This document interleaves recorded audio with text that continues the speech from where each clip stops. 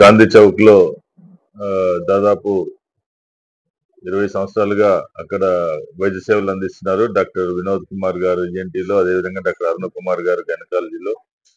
తర్వాత డాక్టర్ అరుణ్ కుమార్ గారు ఇన్‌ఫెర్టిలిటీ లో ట్రైనింగ్ అయిన తర్వాత ప్రధానంగా ఇన్‌ఫెర్టిలిటీ కేసులు అవి చూసుకుంటూ రావడం జరిగింది.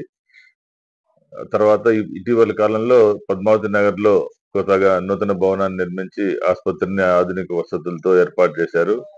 అక్కడ డాక్టర్ అరుణ్ కుమార్ గారు ప్రధానంగా పిల్లలు లేని వారికి ఇన్ఫెర్టిలిటీ ట్రీట్మెంట్ విభాగం చూసుకోవడం జరుగుతుంది. ప్రసూతి, అదేవిధంగా గర్భిణీ స్త్రీలకు సంబంధించిన ప్రసూతి అవసరాలు, అదేవిధంగా గర్భిణీ స్త్రీలు, మహిళలకు సంబంధించిన ఇతర సమస్యలకి డాక్టర్ ఫాతిమా బి. ఎండి గైనకాలజీ క్వాలిఫైడ్. తర్వాత చాలా సుదీర్ఘ కాలం నుండి ఆమె కూడా ఆపరేషన్లు, అదేవిధంగా ప్రసవాలు నిర్వహిస్తూ వస్తున్నారు. వారు ఆసుపత్రిలో ఈ సేవలు అందించడానికి అక్కడ చేరడం జరిగింది. పేషెంట్ పేరు పేషెంట్ పులిమెద్ది గ్రామానికి చెందిన అమ్మాయి. ఆ అమ్మాయి వీళ్ళ దగ్గర రెగ్యులర్ గా చూపించుకుంటా వచ్చింది. ఈ ఇటీవల 2-3 రోజుల కిందట ఆ అమ్మాయి ప్రసవానికి వచ్చిన సమయంలో ప్రసవం నార్మల్ కాకపోవడంతో ఆపరేషన్ చేసిన తర్వాత కొన్ని సమస్యలు ఉత్పన్నం కావడం, ఆ తదుపరి పరిణామాల్లో ఆమె మరణించడం జరిగింది.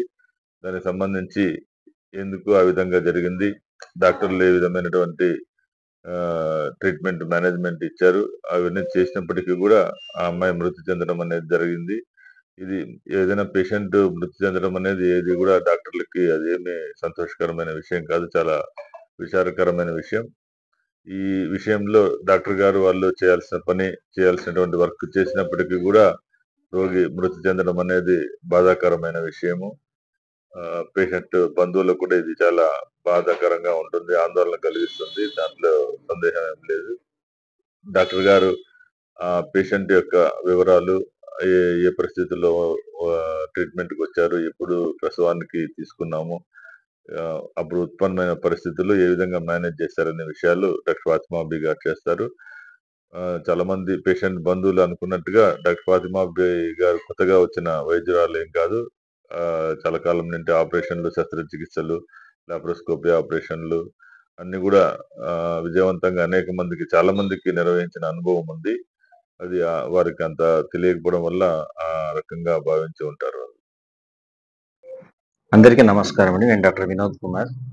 సో ఇందాక రవికృష్ణ సార్ చెప్పినట్టు మేము ఫస్ట్ గాంధీ చౌక్‌లో నెరవాటి హాస్పిటల్, తర్వాత నెరవాటి మల్టీ స్పెషాలిటీ హాస్పిటల్‌ని 2025లో స్టార్ట్ చేశాము ఏప్రిల్‌లో. సో ఇన్ని సంవత్సరాలు సుదీర్ఘ అనుభవం కలిగింది. హాస్పిటల్‌ని సిస్టమాటిక్‌గా నడిపాము. ఇన్ని సంవత్సరాలు ఎప్పుడు ఒక ఇన్సిడెంట్ కూడా జరగలేదు. సో దురదృష్టవశాత్తు 2 డేస్ బ్యాక్ ఇన్సిడెంట్ జరిగింది. సో దాని గురించి ఫాతిమా గారు ఆల్రెడీ అంతా ఎక్స్‌ప్లెయిన్ చేశారు. సో ఏ డాక్టర్ అయినా, ఏ హాస్పిటల్ అయినా పేషెంట్స్‌కి బాగా చేయాలని చూస్తారు. ఎందుకంటే పేషెంట్‌కి ట్రీట్మెంట్ సాటిస్ఫై అయితేనే వాళ్ళ నుంచి ఇంకో నలుగురు పేషెంట్స్ వస్తారని ఆలోచిస్తాం. సో ఒక పేషెంట్‌కి ఇబ్బంది కలిగితే వాళ్ళకెంత ఇబ్బంది కలుగుతుందో, అంతే ఇబ్బంది హాస్పిటల్‌కి, డాక్టర్‌కి కూడా కలుగుతుంది. సో ఇప్పుడు ఈ ఇన్సిడెంట్‌లో అదే మనకు కనపడతా ఉంది. సో మా హాస్పిటల్ తరపున ఒక చిన్న విన్నపం ఏంటే, సోషల్ మీడియా వాళ్ళకి, పేపర్ వాళ్ళకి ఏంటంటే పేషెంట్స్‌కి జరిగిన అన్యాయాన్ని మీరు చూపిచ్చారు. అట్లాగే హాస్పిటలు, డాక్టర్ వాళ్ళ ఎక్స్‌ప్లనేషన్ గూడా మీరు చూపిచ్చి ప్రింట్ చేస్తే బాగుంటుంది. ఎందుకంటే ఇది చూస్తున్న పాఠకులకు గాని, ప్రేక్షకులకు అందరికి గాని కనీసము అర్థమవుతుంది ఏం జరిగింది అనేది. సో పేషెంట్స్ వాళ్ళు ప్రాణాన్ని కోల్పోయారు గానీ డెఫినిట్‌గా వాళ్ళు బాధపడతారు. ఆ బాధ మాకు కూడా ఉంది. ఎందుకంటే 3 డేస్ నుంచి ఏ డాక్టర్ గాని, మా స్టాఫ్ గాని ఎవరు నిద్రపోలేదు ఈ విషయం అయి జరిగిన నుంచి.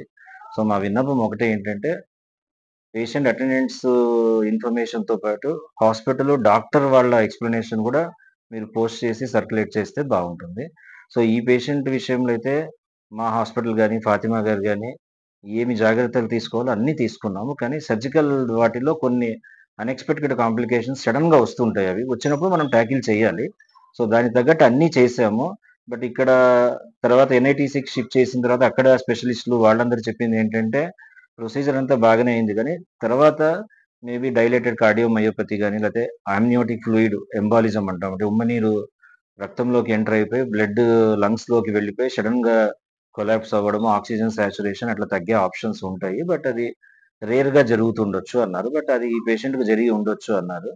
సో ఇందులో మా హాస్పిటల్ గారు గాని, కన్సల్టెంట్ ఫాతిమా గారు గాని, ఎన్‌ఐటీసీ గారి తప్పు గాని లేదు. ఏ హాస్పిటల్ అయినా, ఏ డాక్టర్ అయినా పేషెంట్‌ని బతికించనీకనే మనం ట్రై చేస్తాము.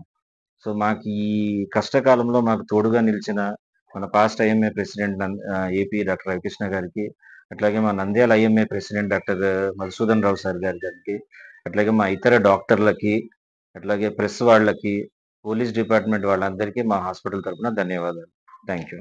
అట్లాగే ఇలాంటివి ఇంకా ఏమి జరగకుండా ఇంకా ఏమేం జాగ్రత్తలు తీసుకోవాలో అవి తీసుకొని హాస్పిటల్‌ని విజయవంతంగా నడుపుతామని ఇన్ఫార్మ్ చేస్తున్నాను. Thank you. అందరికీ నమస్కారం అండి. నా పేరు డాక్టర్ డి. ఫాతిమా. ప్రస్తుతం నేను నెరవాటి మల్టీ స్పెషాలిటీ హాస్పిటల్‌లో కన్సల్టెంట్ ఆబ్స్ట్రిషన్ అండ్ గైనకాలజిస్ట్‌గా వర్క్ చేస్తున్నాను. 12వ తేదీ రాత్రి 9 గంటల నుంచి 10 గంటల ఆ సమయంలో హబీబా అనే పేషెంట్ 20 సంవత్సరాలు. తను డెలివరీకి అడ్మిషన్ చేసుకోవడం జరిగింది. ఎందువలన అప్పుడే అడ్మిట్ చేసుకున్నారు అంటే తనకి కడుపు నొప్పి, తెల్లమైల అవ్వడము, ప్లస్ ముందు రోజు నుంచి కదలికలు సరిగ్గా లేకపోవడం వల్ల పేషెంట్ అటెండర్స్ కోరుకున్న విధంగానే వాళ్ళ ఇష్టపూర్వకంగానే నార్మల్ డెలివరీకి అడ్మిట్ చేసుకోవడం జరిగింది. సో, దాని ప్రకారమే మేము నొప్పులు రావడానికి 12వ తేదీ రాత్రి నుంచి స్టార్ట్ చేయడం జరిగింది. ఆ విధంగా ప్రయత్నం మేము నెక్స్ట్ రోజు 3:30 వరకు ట్రై చేశాము. కానీ తను పెయిన్స్ వస్తున్నా గూడా తను సహకరించకపోవడం కొంచెం ఇబ్బందయితే, తల కిందికి జారకపోవడంతో ఎమర్జెన్సీ ఆపరేషన్‌కి పోస్ట్ చేసుకోవడం జరిగింది. వాళ్ళ అటెండర్స్‌కి కూడా ఇన్ఫార్మ్ చేశాము. సో, వాళ్ళ ఇష్టపూర్వకంగానే ఆపరేషన్‌కి తీసుకెళ్ళడం జరిగింది. ఆ ఆపరేషన్‌లో ఏమి ఇబ్బంది జరగలేదు. మామూలుగానే నొప్పులు స్టార్ట్ అయ్యే టైంలో ఆపరేషన్ చేస్తే మినిమల్ బ్లీడింగ్ అనేది కామన్‌గానే అందరికీ జరుగుతుంది. సో, తనకి ఆ ఆపరేషన్ కంటే ముందు ఉన్న రక్త లెవెల్ వచ్చేసి 12.3 గ్రాములు ఉండింది. సో, ఇంత అంత హెచ్‌బీ ఉన్న పేషెంట్‌కి మినిమమ్ బ్లీడింగ్‌తో అంత తొందరగా కొలాప్స్ అయిపోయే అవకాశం అయితే లేదు. ఆపరేషన్ అంతా విజయవంతంగా జరిగింది. ఆపరేషన్ తర్వాత గూడా బిడ్డని తల్లికి చూపించడం జరిగింది. తల్లి బిడ్డను గూడా చూసి ముద్దు పెట్టుకోవడం ఇవన్నీ జరిగాయి. కుట్లు వేసేంత వరకు పేషెంట్ బానే ఉంది. షిఫ్ట్ చేస్తాము అనంగా పేషెంట్ బీపీ కొంచెం ఫ్లక్చుయేట్ అవ్వడంతో, కొంచెం ఇబ్బంది కావడంతో ఎమర్జెన్సీగా బ్లడ్ రాపిచ్చడం జరిగింది వాళ్ళకి. బ్లడ్ తీసుకొని బ్లడ్ కనెక్ట్ చేశాము. స్టిల్ బీపీ మనకి కంట్రోల్‌లో లేకపోవడంతో ఎమర్జెన్సీగా క్రిటికల్ కేర్‌కి షిఫ్ట్ చేయడం జరిగింది.